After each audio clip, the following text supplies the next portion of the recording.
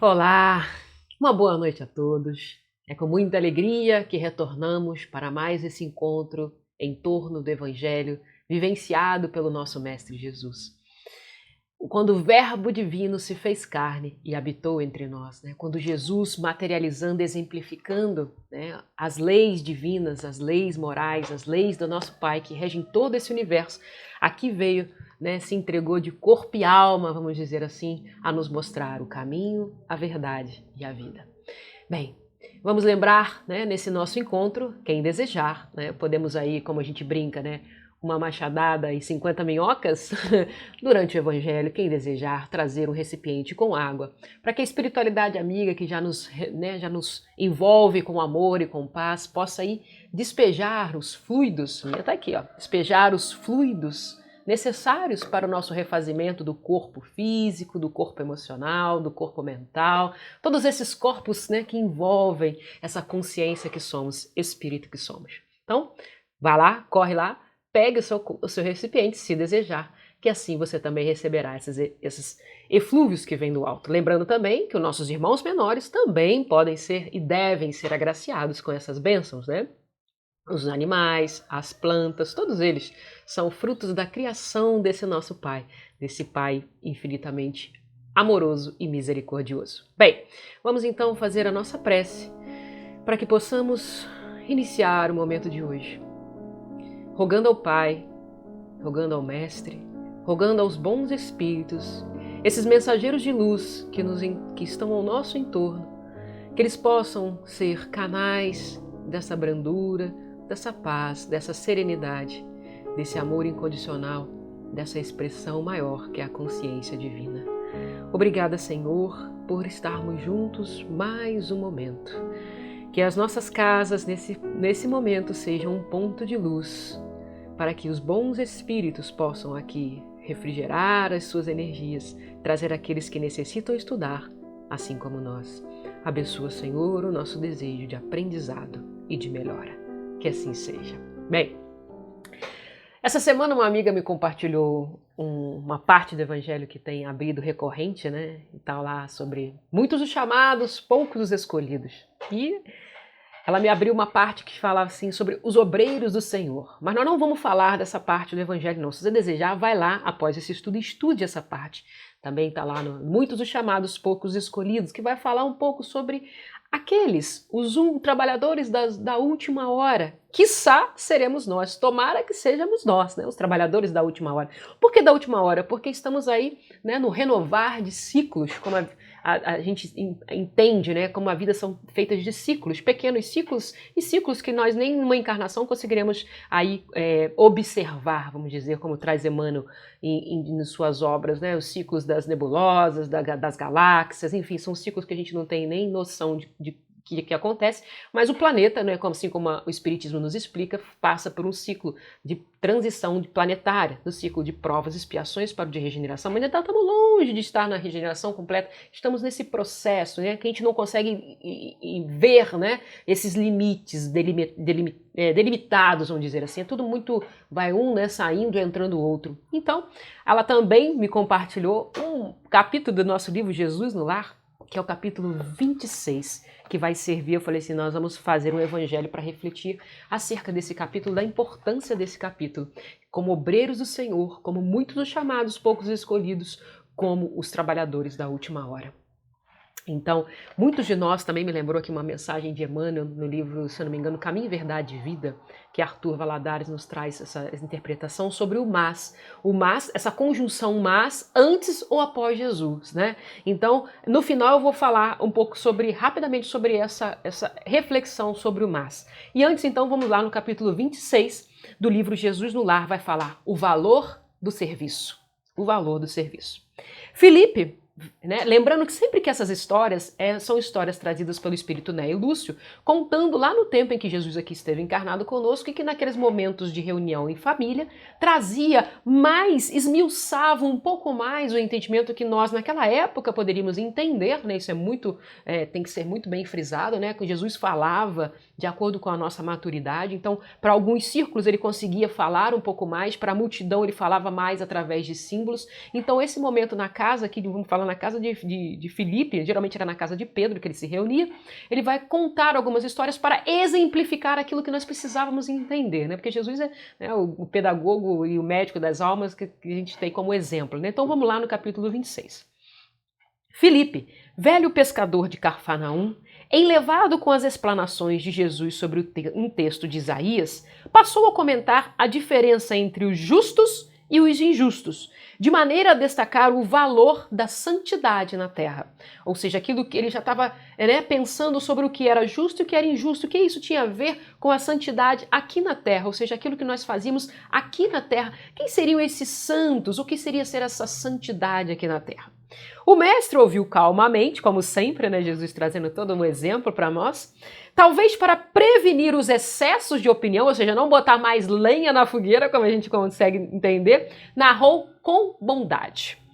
Certo fariseu, Jesus contando a história, certo fariseu, de vida irrepreensível, atingiu posição de imenso respeito público. Olha lá. Passava dias inteiros no templo, entre orações e jejuns incessantes, ou seja, fazia cumprir-se legalmente ali na risca, com disciplina, o quê? Os rituais exteriores. Vamos lá.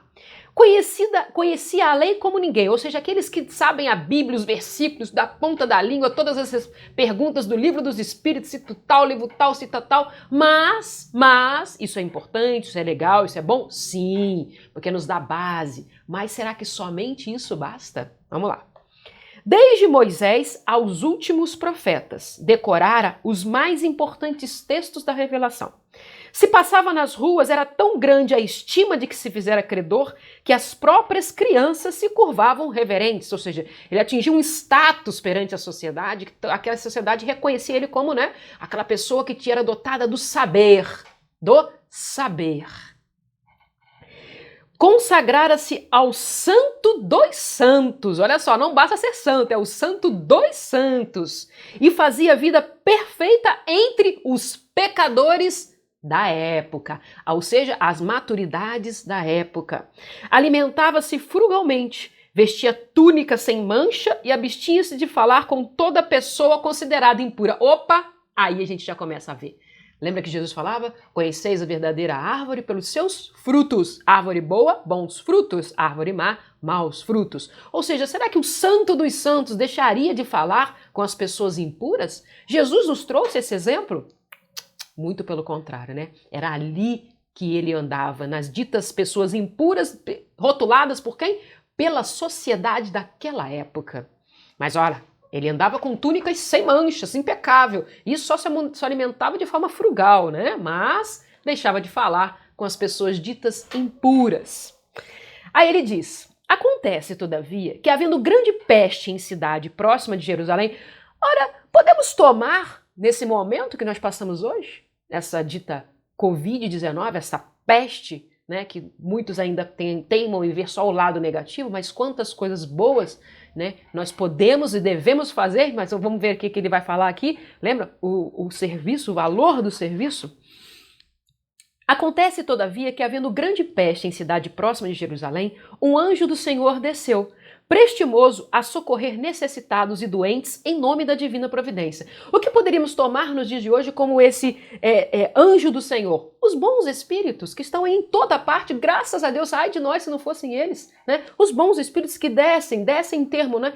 Baixam um pouco a sua vibração para estar entre nós, essa vibração dos mais densos aqui como nós encarnados, né? Então são esses, os anjos divinos que estão aqui agora ao nosso redor, nos inspirando a ouvir, a refletir e a compreender a mensagem que vai ser passada na noite de hoje. Necessitava, porém, das mãos diligentes de um homem, por meio das quais pudesse trabalhar, apressado em benefício de enfermos e sofredores. Olha só, como não? Esses espíritos, né, esses anjos divinos vêm até nós, mas eles não conseguem se expressar aí mais na nossa dimensão, a dimensão material, a dimensão dos encarnados. Então ele precisa de quem? De nós, espíritos que estamos aqui encarnados, para que possamos servir de instrumento para esse auxílio divino. Mas será que nós estamos aí nos permitindo a ser instrumentos desse auxílio divino? Olha o que ele vai entender, olha o que ele vai explicar pra gente. Ele vem sedento para encontrar uma ferramenta. Ora, como que Deus age na nossa vida? Através desses instrumentos. Deus, consciência divina, está numa dimensão que a gente não consegue nem entender, mas está permeando a tudo. Nós ainda, na nossa imaturidade, não conseguimos entender, mas ele está em nós. Mas até ele precisa desses espíritos que estão em diversas maturidades, diversas evoluções, aí morando, né, vamos dizer, temporariamente nessas faixas vibratórias. Ele precisa, em cada faixa vibratória dessa, ter instrumentos para se manifestar e fazer auxílio a nós mesmos. Então olha que coisa interessante. Então ele lembrou, né? Aquele anjo divino lembrou-se de recorrer ao santo fariseu. Lembra do santo fariseu? O santo dos santos que a sociedade vangloriava, conhecido na corte celeste por seus reiterados votos de perfeição espiritual. Mas o devoto se achava tão profundamente mergulhado em suas contemplações de pureza que não lhe sobrava o mínimo espaço interior para entender qualquer pensamento de socorro às vítimas da epidemia. Ele estava tão fechado naqueles seus rituais, né, de estudar, de buscar, de fazer o jejum, de ir ao templo, aqueles rituais fechados, né, de deixar de falar com as pessoas que estavam na sociedade necessitando, as impuras, lembra? Que ele não conseguia ouvir a voz do divino, do Espírito divino, do anjo divino. Como cooperar com o emissário divino nesse setor se evitava o menor contato com o mundo vulgar? Classificado em sua mente como vale da imundícia, ou seja, ele se colocou tão distante, e o que Jesus nos traz é exatamente o contrário, é descer, né? Aquele que se fizer menor será o maior no reino dos céus, no reino do meu Pai. A humildade, né? Mas sabendo exatamente aquilo que você é, como você pode ser útil, né?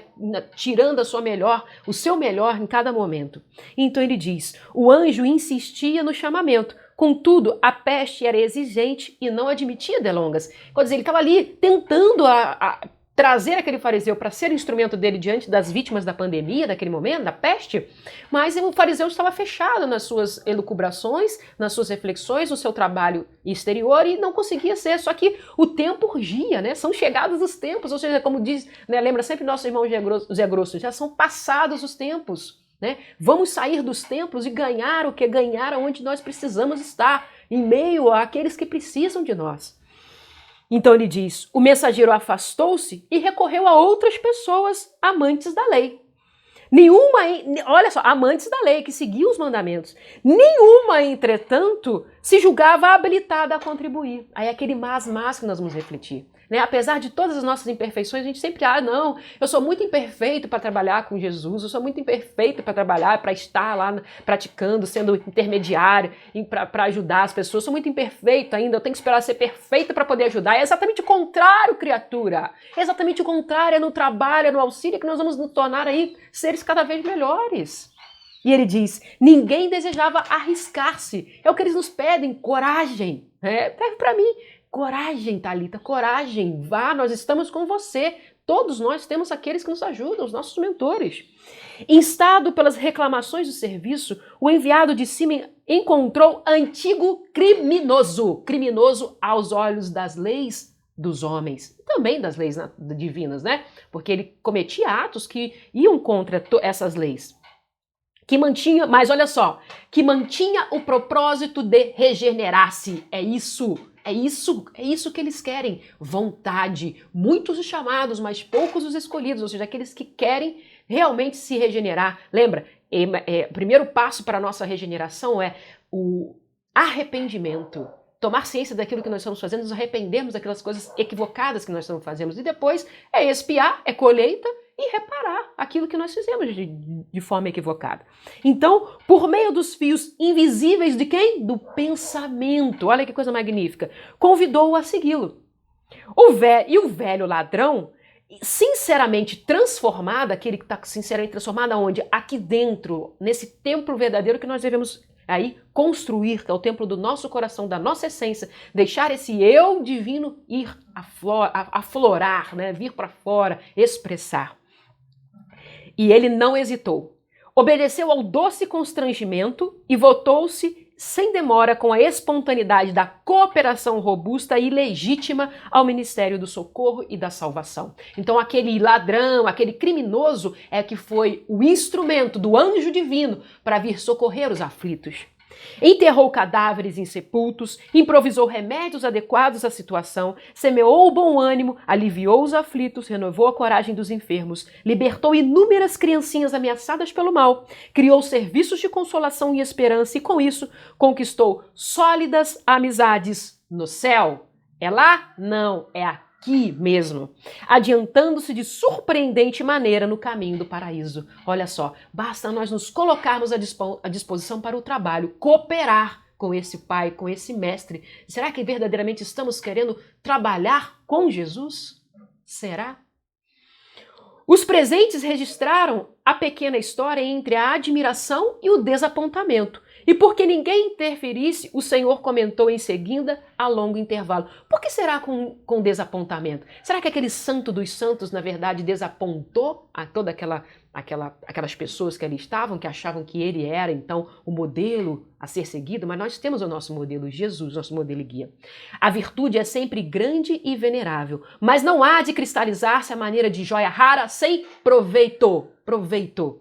Se o amor cobre a multidão dos pecados, o serviço santificante que nele se inspira pode dar aos pecadores convertidos ao bem a companhia dos anjos, antes que os justos ociosos possam desfrutar o celeste convívio. Então é aquele que está ali se esforçando na seu desejo de transformação, de domar as suas más tendências, como Kardec diz que os espíritas são reconhecidos, esse terá sempre o auxílio do alto.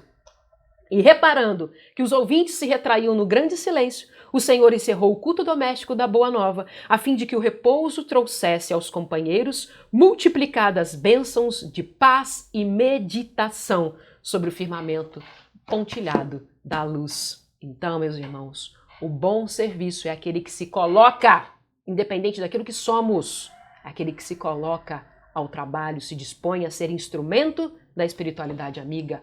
E eu tenho certeza que todos vocês aí, como eu também, desejo isso. Então que possamos colocar os nossos pensamentos, porque é ali que eles vão nos insuflar, nos intuir, nos inspirar. E que esses pensamentos ganhem aí um enriquecimento dos bons sentimentos. Mas não basta só receber e descer, tem que ganhar ação, tem que ganhar as nossas mãos, as nossas atitudes, as nossas palavras. É isso, já falamos demais. Só vamos agradecer ao Pai pela oportunidade de mais uma noite estarmos aqui reunidos, Senhor. Gratidão, gratidão, gratidão.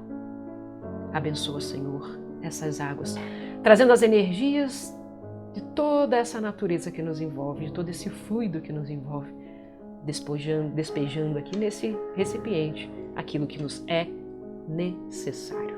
Gratidão, gratidão, gratidão. Até breve, meus irmãos. Fiquem com Deus.